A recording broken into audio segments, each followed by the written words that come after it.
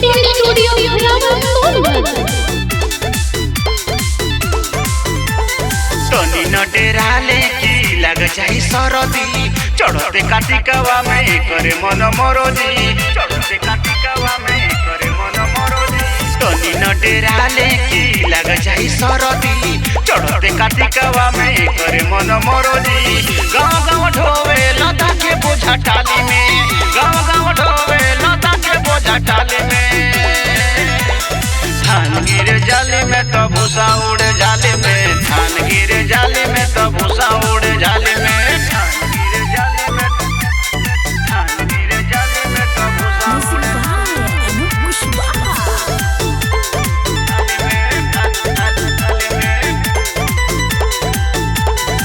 दोनों पले आइल बनाव कटरेटर, राजा जी बड़े खेसर के ऑपरेटर, राजा जी बड़े खेसर के ऑपरेटर।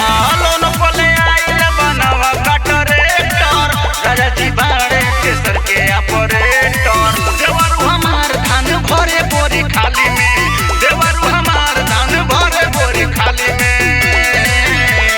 धान गिरे जाली में तो भूसा उड़े जाली में, धान गिरे जाली में तो भूसा उड़े जाली में। धान गिरे जाली में तो भूसा उड़े, धान गिरे जाली में तो भूसा उड़े जाली में। हाँ बड़क भसुरावा के नइखे कुछ लूर हो, नसेड़ी ले आवे मजदूर हो। हाँ बड़क भसुरावा के नइखे कुछ लूर हो, नसेड़ी ले आवे मजदूर हो। पिया तारे गाजा लपेट के रुमाली में, पिया तारे गाजा लपेट के रुमाली में।